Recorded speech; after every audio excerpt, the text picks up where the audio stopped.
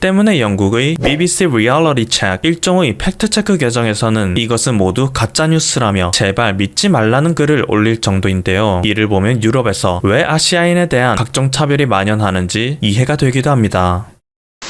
얼마 전까지만 해도 큰 각광을 받던 4차 산업혁명 기술의 핵심 기술에는 인공지능, 빅데이터, 자율주행, 사물인터넷 등이 있습니다. 그런데 이 모든 것들에 깔려있는 기초 기술이자 한국에서 전 세계 최초로 상용화시킨 기술이 있는데요. 바로 5G 통신망이죠. 4G 시대까지는 수많은 통신 장비들이 유선으로 구축되어 있었지만 5G 시대로 넘어가게 된다면 초고속, 초연결, 초지연 네트워크가 구축되어 제조업을 비롯한 수많은 사업들에서는 무선망으로 각종 데이터를 송수신, 관리하게 될 예정입니다. 한국은 전세계 최초 상용화의 타이틀을 발판 삼아 2018년 4분기까지만 해도 글로벌 5G 장비 시장 점유율 1위를 차지하고 있었는데요. 이후 중국의 화웨이가 자국에서 5G 인프라를 대량으로 구축하고 세계적으로도 저가 정책을 내세워 5G 장비를 공급하여 2019년 4분기 기준으로는 화웨이가 글로벌 시장 점유율 1위를 차지하게 됐습니다. 특히 유럽의 경우 미국의 화웨이 제재도 불구하고 화웨이의 값싼 장비에 혹하여 화웨이의 5G 장비를 대거 채택하였죠. 하지만 최근 중국에서 시작된 위기로 인해 유럽 전역에서 판정자가 급속도로 확산되며 중국의 5G 시장 재패의 야망은 수포로 돌아갈 전망입니다. 공식적으로 발표된 데이터에 따르면 스페인, 이탈리아, 독일, 프랑스 등 유럽의 4개 국가는 중국보다 훨씬 심각한 상승세를 보여주며 위기를 겪고 있죠. 이외에도 영국, 스위스, 벨기에 등의 국가 역시 판정자가 빠르게 증가하며 유럽은 큰 타격을 받고 있는데요. 때문에 얼마 전 영국의 보리스 존슨 총리는 이 모든 사태를 유발한 중국에게 선전포고를 하였습니다. 세계 경제를 비밀리에 망치고도 가짜뉴스를 퍼뜨리는 중국은 이제 용서받을 수 없으며 곧 국제사회에서 불가촉 천민 국가로 추락할 준비를 해야 할 것이다 라고 경고할 정도이죠. 또한 이전에 중국 화웨이에게 5G 장비 설치 허가했던 것을 전면적으로 재검토에 들어가겠다는 강수를 두기까지 했는데요. 그런데 최근 영미권을 중심으로 이상한 소문이 돌기 시작했습니다. 얼마 전 트위터의 한 미국 유저는 미국의 5G 통신망 맵과 판정자 발생 지역 맵을 비교하는 사진을 자신의 트위터에 올렸는데요. 그는 하나는 5G 기지국의 설치 지역이고 나머지는 판정자 발생 지역이야 라며 마치 5G 통신망 기술과 현 위기에 엄청난 인과관계가 있다고 주장하는 듯한 발언이었죠. 하지만 5G 통신 장비가 많이 설치되는 구역은 주거 인구와 유동 인구 등의 요인에 의해 결정되는 사안이고 판정자의 수치 역시 인구가 많은 지역에서 상대적으로 많이 증가하는 것이기 때문에 이 둘 사이에는 상관관계가 있다고는 할 수 있지만 인과관계가 성립한다고는 할 수 없습니다. 한 살 먹은 갓난아기에 비해 20살 대학생의 덩치는 매우 큽니다. 그리고 한 살 먹은 갓난아기에 비해 20살의 대학생은 언어 능력이 뛰어나죠. 따라서 덩치가 클수록 언어 능력이 뛰어납니다. 이 명제를 접했을 때 누구든지 이것이 말도 안 되는 억지라고 생각할 것입니다.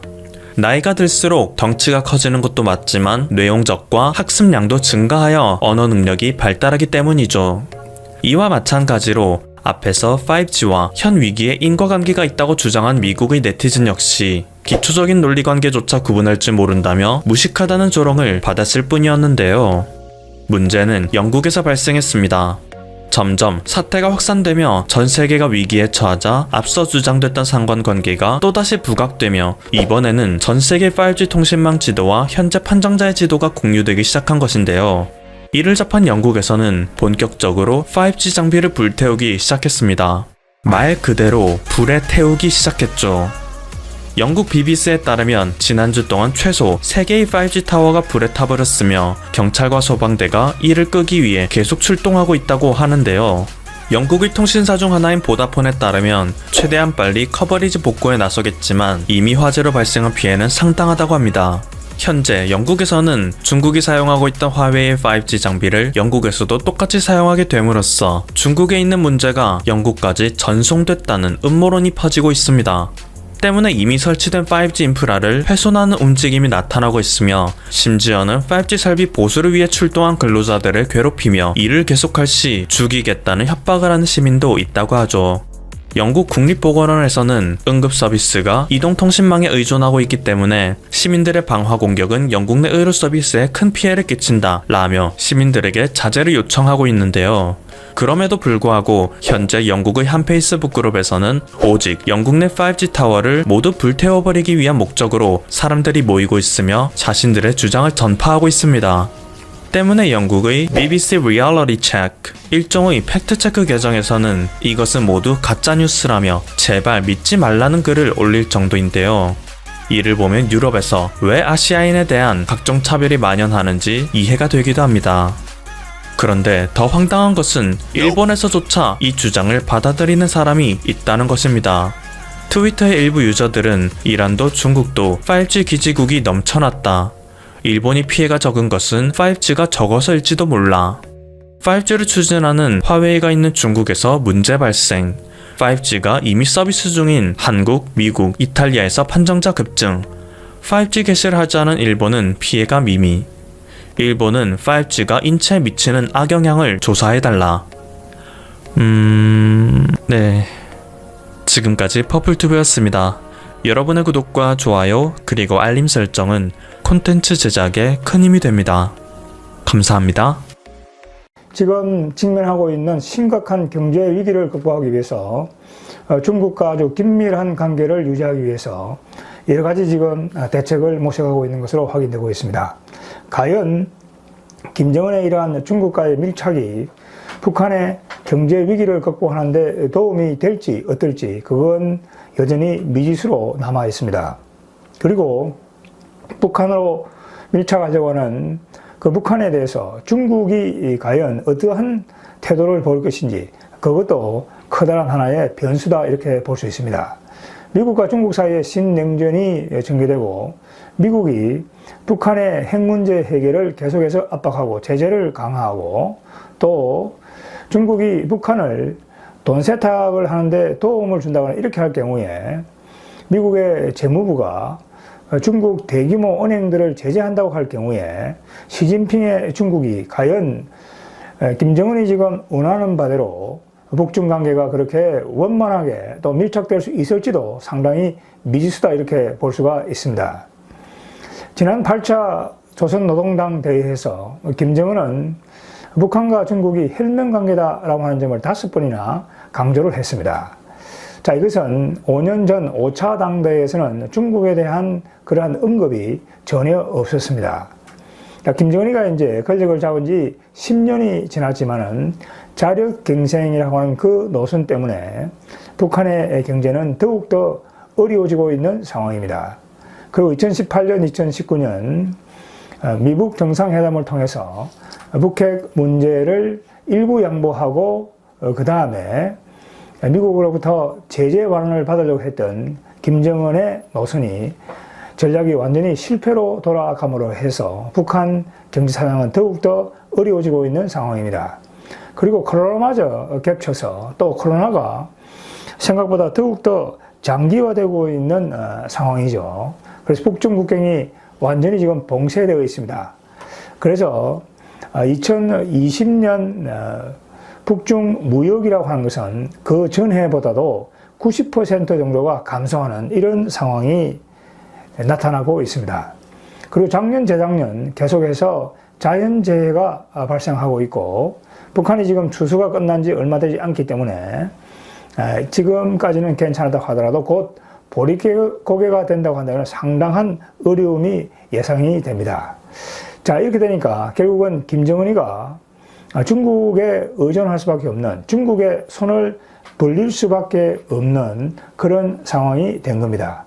자력 경쟁을 해서는 북한 경제가 회생할 가능성이 거의 없습니다. 그리고 미국이 제재를 해줄 가능성도 거의 없다라고 하는 것이 지금 바이든 행정부에 지금 포진해 있는 북한 문제라든지 그리고 중국 관계라든지 국가안보 정보를 지금 결정하는 고위 관리들의 면면을 보면은 분명히 알 수 있습니다.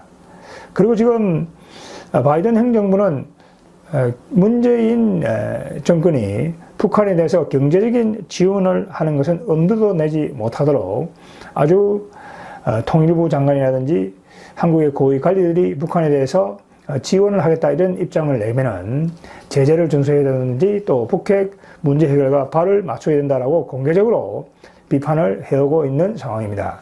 최근에 이인영 통일부 장관이 금강산 관광의 재개라든지 북한에 대한 인도적인 지원과 관련해서는 제재를 완화해야 되는지 이런 발언을 쏟아내자 미 국무부가 공개적으로 거기에 비판하고 나왔습니다.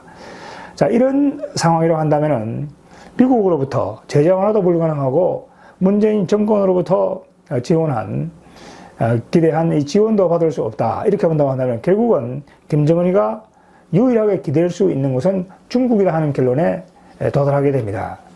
자, 지금 이러한 김정은의 대중국 새로운 노선을 지탱하기 위해서 최근 리용남 전 내각부총리가 중국 주재 북한 대사에 임명이 되었습니다. 현 지재룡 주중국 북한 대사가 11년 만에 물러나게 되는 겁니다. 그야말로 김정은으로서는 리용남을 내세워서 중국으로부터 경제적인 지원을 받아야 되겠다. 자, 리용남이라는 경제 통을 내세워서 지금 이 북중 관계를 원만히 하고 중국으로부터의 지원을 받겠다는 의지를 분명하게 보여주고 있습니다. 리용남은 리명수의 조카입니다. 이 리명수는 바로 인민보안상이죠. 한국으로 치면 경찰청장입니다. 그 다음에 군참모장을 지낸 조카입니다. 그야말로 북한 권력의 핵심부에 있는 그런 인물이다 이렇게 볼 수가 있습니다. 자, 그리고 이 리용남도 한마디로 이야기하면 경제의 잔뼈가 굵은 북한 내부의 대표적인 경제통입니다. 1994년 싱가포르 주재 경제담당 서기관을 시작으로 해서 2001년 무역성 부상, 2008년 무역상을 지냈고 2016년 대외 경제상을 거쳐서 2019년 내각 부총리에 임명돼서 북한의 대외 경제를 전담해 왔습니다. 여러분 기억하시겠지만 2018년 9월 달에 우리 기업의 총수들이 북한을 방문했을 때 17명의 그 기업 대표들을 만난 그 인물이 바로 리용남입니다. 자, 이렇게 본다고 한다면 결국은 리용남을 내세워서 김정은이가 북한으로부터 상당한 경제적인 지원을 기대하고 있는 것으로 이렇게 볼 수가 있습니다. 자, 이렇게 하기 위해서는 지금 김정은이가 리용남을 발탁했을 뿐만 아니고 2021년 7월 7일은 중국 공산당 창당 100주년이 되는 해입니다. 자, 그러니까 김정은으로서는 자기 자신의 대외적인 위상을 높이기 위해서 2021년 7월 7일 천안문 광장에서 진행될 중국 공산당 100주년 기념식에 꼭 참석을 해야 되겠다. 이런 생각을 가지고 있을 것으로 보입니다. 동시에 또 중국으로부터 지원을 받아야 되겠다. 자, 그러면은 중국 공산당과 북한 조선 노동당 사이에 아주 긴밀한 협력 관계가 지금 마련되어야 된다. 이렇게 볼 수가 있겠죠. 자, 그래서 김정은이가 이번에 중국과의 관계를 염두에 두고 대단히 파격적인 인사를 단행했습니다. 자, 태영호 지금 국회의원이죠. 주 영구북한 공사에 따르게 되면은 제8차 조선노동당 대회 이후 그 다음에 거기에서 당의 인사 그리고 조직이 전부 다 마무리되고 난 한 달 만에 리성근 외무상을 정치국으로 승격시키고 그 다음에 김일성과 김정일의 중국어 통역을 맡았던 김정남을 정치국 후보위원으로 승격시키다 하는 것은 매우 파격적이다 하는 겁니다. 이건 전부 다 중국과의 대화를 염두에 두고 김정은이가 이러한 리성근과 김정남 당 국제부장의 격을 높인 것이다. 이렇게 볼 수가 있습니다. 자, 이러한 지금 중국과의 관계 개선을 위해서 인사 조치를 지금 취하고 그 다음에 주중국 대사도 지금 리용남으로 교체했습니다. 자, 김정은이가 지금 리용남 그리고 리성건 이 김정남과 관련된 이런 인사 조치를 취한 것은 단순히 경제적인 문제에만 국한되지 않는 것으로 보입니다. 북한과 중국은 1961년 북중 우호 조약을 체결했습니다. 자, 그렇게 해서 북한이 어려움에 처하게 된다고 할 경우에 일종의 군사 안보 조약입니다. 중국이 자동적으로 중국을 위해서 개입할 수 있는 그러한 지금 개입장이 거기에 들어가 있습니다.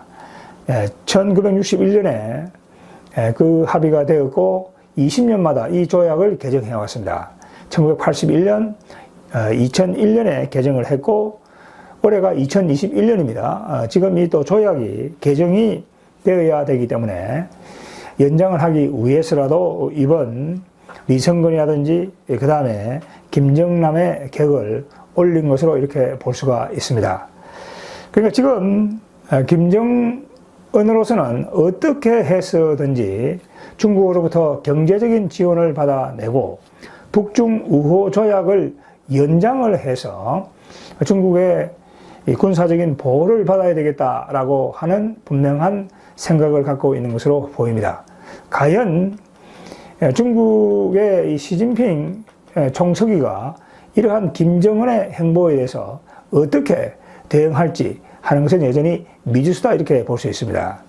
과연 시진핑이 중국을 김정은이가 지금 기대하고 있는 것처럼 전략적인 자산으로 생각할 것인지 아니면은 미중 관계에서 전략적인 부담으로 생각할 것인지 이것은 여전히 미지수다 이렇게 볼 수 있습니다. 자, 그래서 이러한 북중 관계가 급변하고 있는 상황에서 미국이 해야 될 일은 역시 중국과 북한에 대한 제재의 수위를 점점 더 높여야 되는 겁니다. 자, 그렇게 함으로 해서 북한과 중국의 관계를 하는 것이 김정은이 지금 기대하는 대로 나가지 못하도록 해야 된다고 하는 얘기죠.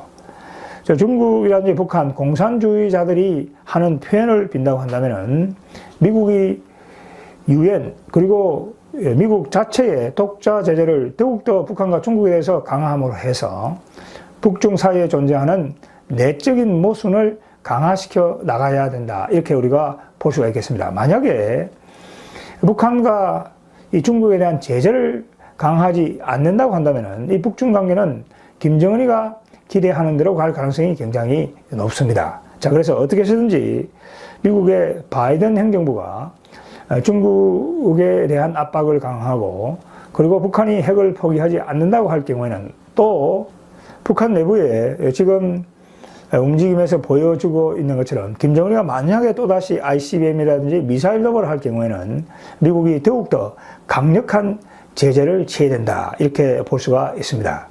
김정은이 지금 자력갱생 노선을 추구하면서 중국에 지금 목을 메고 있지만은 그러한 대의존적인 방식으로는 결코 북한 경제 문제가 해결될 수 없고 김정은 정권도 장기적으로 유지하기는 어려울 것이다. 우리가 이렇게 볼 수가 있겠습니다.